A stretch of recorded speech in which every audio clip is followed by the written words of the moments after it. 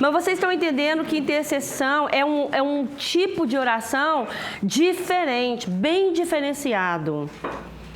Para alguns é um ministério, para algumas pessoas a intercessão é um ministério. Eu conheço 2 pessoas que oram 5 ou 6 horas. Intercedendo, né? Oram com efetividade. Porque a diferença é a seguinte. A diferença é a seguinte. A gente pode orar até muito tempo e falar, mas sem objetividade e sem consistência. Senhor, por exemplo, Senhor, abençoa todas as crianças do mundo. Senhor, cura todos os enfermos, salva todos os perdidos.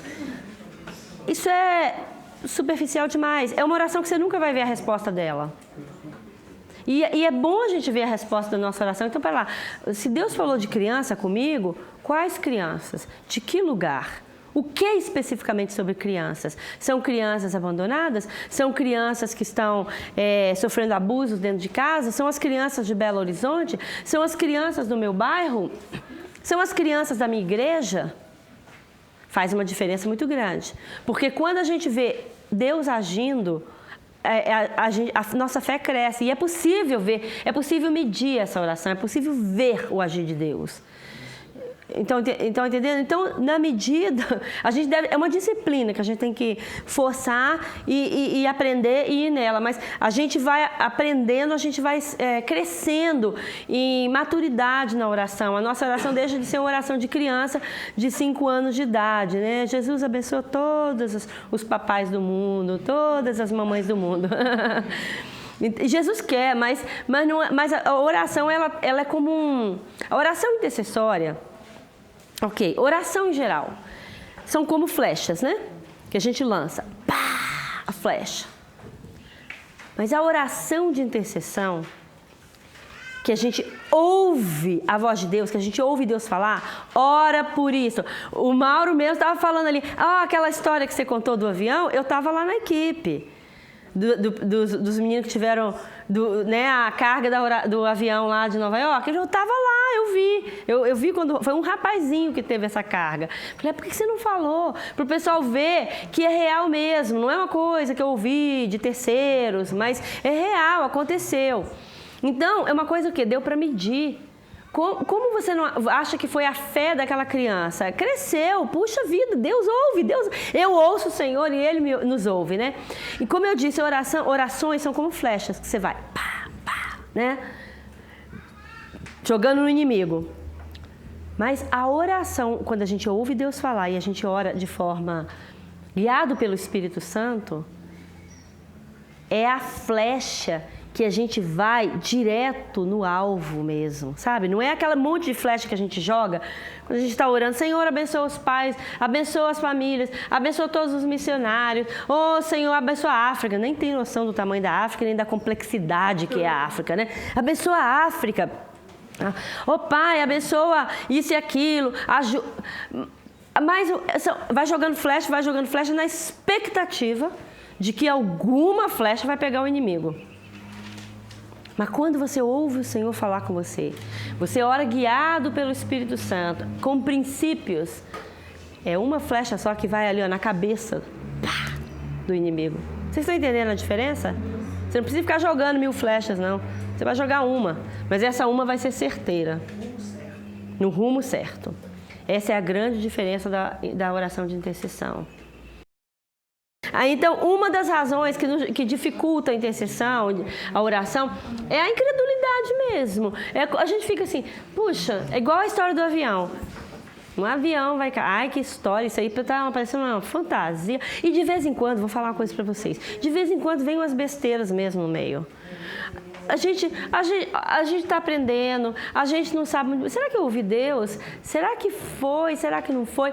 Antes eu me preocupava mais com isso. Hoje eu não me preocupo. Olha, contanto que não seja nada que vá contra o caráter de Deus, vem na minha mente, eu vou orar. Vem na minha mente, eu vou orar. Entendeu? E porque ouvir o Senhor também é uma coisa que a gente vai aprendendo ao longo da nossa vida toda, né? É uma prática que vai sendo exercida gradualmente. Mas a gente fica assim, mas um avião vai cair, que isso, que história. Ou igual ela do caminhão lá, né? Isso aí é loucura da minha cabeça. Pode vir uma incredulidade, muitas vezes vem, e a gente larga pra lá, não ora. Ou então só ora assim, Senhor, abençoa, não deixa que nada aconteça também. Né? Só pra... Mas não ora, né?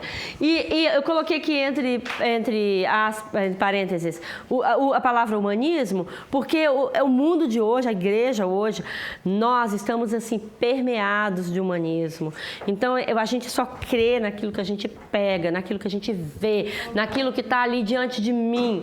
Né? É um mundo muito materialista. E essas coisas são coisas do Espírito mesmo. São coisas do Espírito de Deus em nós. Como que você explica isso assim para um humanista? Não tem explicação, né? Deus me falou, mas como que Ele te falou? Uma vozinha na minha mente, um pensamento, né? Mas a incredulidade impede muito que a gente exerça a intercessão. Outra coisa...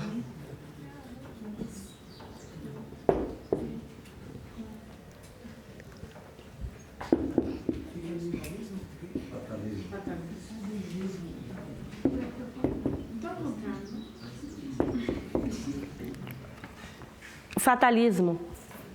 O que será, será. O que tiver que ser já está determinado. O destino, fazer o quê? Não tem nada. Gente, eu fico indignada. Eu vejo tanto crente, porque eu só ando no meio de crente, né? Eu vejo tanto crente falando algo como... Não só como, Deus sabe, como eu já disse, né? Deus sabe, querendo dizer o que eu falei antes, mas é crente assim, é porque tinha de ser. Coincidência. Ou então assim, morreu, é porque chegou a hora. Isso é coisa de pagão, que chegou a hora. Claro que para alguns chegou a hora, a pessoa estava, né, idosazinha, Jesus veio e levou, está na hora de ficar com o Pai. Tem a soberania de Deus, eu não estou tirando a soberania de Deus. Mas na grande maioria das vezes, a hora é quando a gente está idoso, quando a gente já viu. A Bíblia fala isso. Quando você está ditoso em dias, que você já viveu sua vida, aí é a hora de encontrar o Senhor, né? Precioso é para o Senhor a morte dos seus santos. Então, se morrer é porque é precioso a Deus. Não, se morrer é porque é precioso para Deus, não. Se é santo, é precioso para Deus. Se morrer, pode ser santo ou pode ser ímpio, né? Mas é um versículo. Eu conheço o versículo. O que acontece é o seguinte, muita gente santa morre antes da hora. Ponto final. Muita gente de Deus morre antes da hora. Ele vai para o céu, beleza, né? Agora, há situações que não tem jeito. Há situações que você está num outro lugar, você tem que... É uma coisa que Deus te falou para fazer. Você vai se arriscar também porque Deus te falou.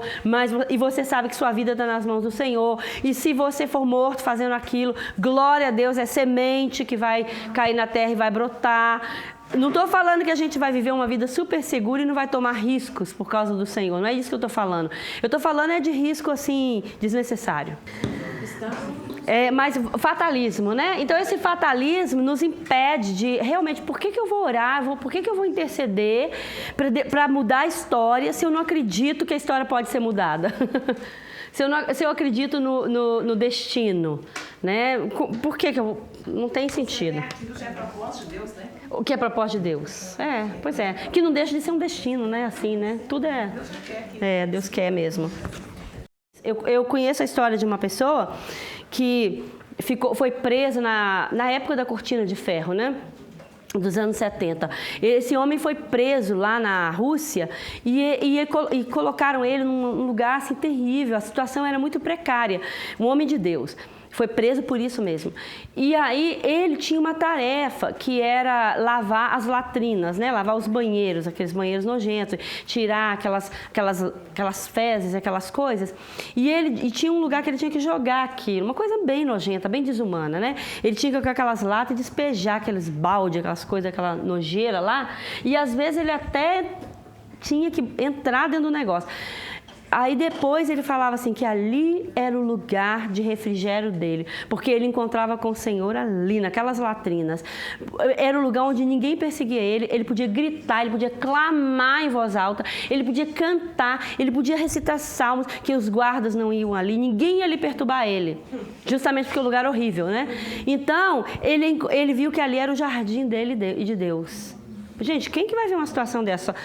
Nenhum de nós vê uma situação dessa, mas quem está andando naquele momento, então, cooperou para o bem dele a situação. Em vez dele ficar amargo, em vez dele ficar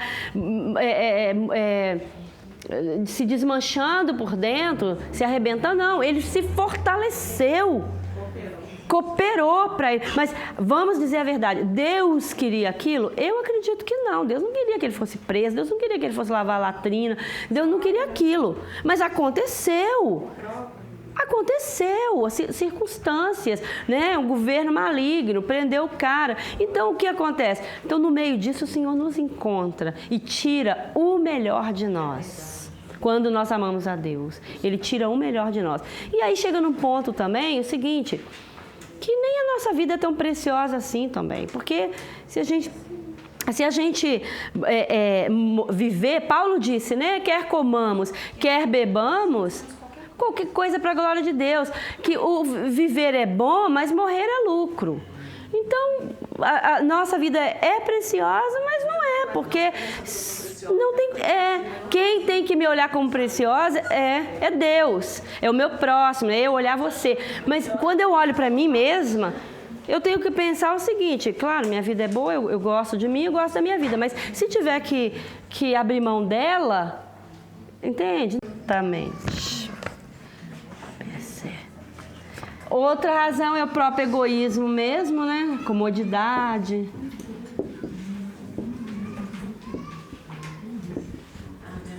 Tá, comodidade.